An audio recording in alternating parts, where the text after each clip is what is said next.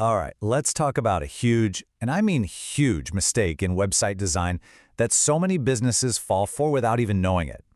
They end up creating a contact page that, instead of welcoming people in, basically just tells them to get lost. So let's dive into that. Seriously, think about your own website for a second. Is it a friendly handshake or is it a slammed door? The answer to that question can literally mean the difference between making a sale and losing a customer forever. Your contact page should be a bridge, right? But what happens when that bridge is built to just fall apart? So here's how this whole mess usually starts. It's a story you've probably seen before. A good, solid, service-based business decides, you know what, it's time for a fresh coat of paint. Let's redesign the website. Okay, so picture this. A business that relies on being easy to reach. They handle big projects, they handle small jobs. They just need to talk to people.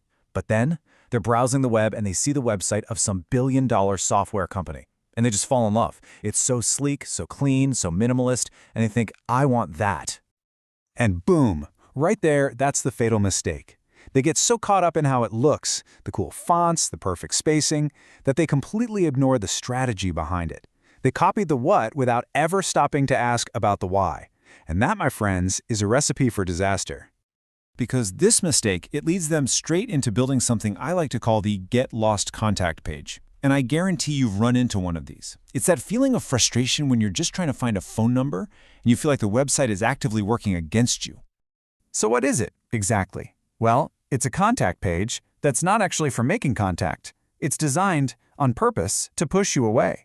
These giant companies, they do it all the time, to slash their support costs by making it almost impossible to talk to a real human being.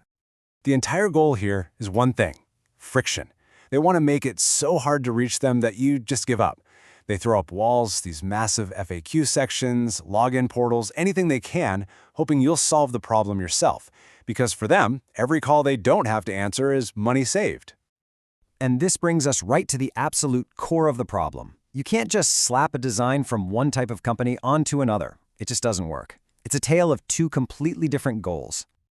Just look at this. It's night and day. On one side, you have the service business. Their whole world revolves around being helpful, cultivating leads, and starting conversations. They want you to call. But on the other side, you've got the software giant. Their goal is the exact opposite. They want to reduce contact, to filter people out. I mean, this quote just nails it. They are fundamentally, completely, 100% opposing goals. Using the design of one for the other is like, I don't know, trying to use a race car engine to power a submarine. The parts might be impressive, but the whole thing is just destined to sink.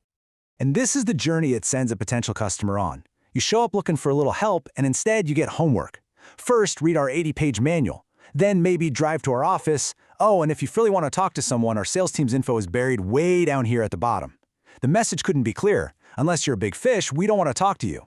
For a business that actually needs leads to survive, this is just catastrophic.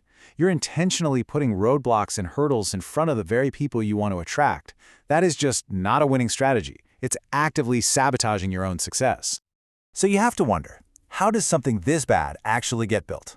You know, it's easy to just blame the client for having a bad idea, but the truth is usually a little more complicated. It's often about a breakdown in the whole process. And this quote from the designer, wow, it just gets right to the heart of it. The relationship soured.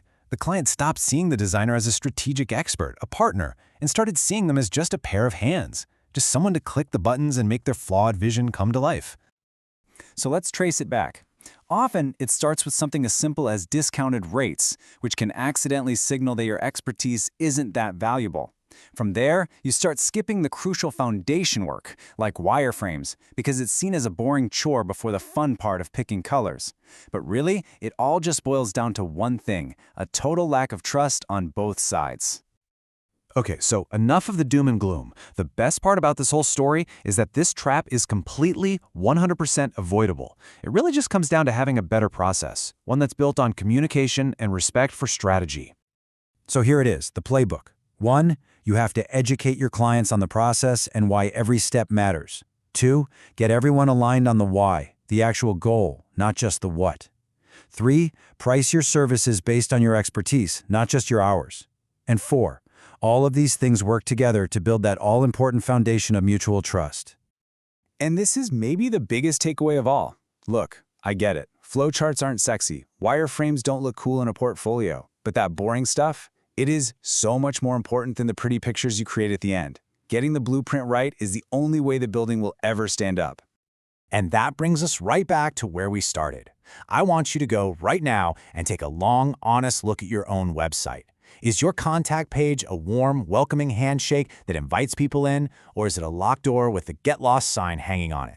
Because believe me, the answer is shaping the future of your business.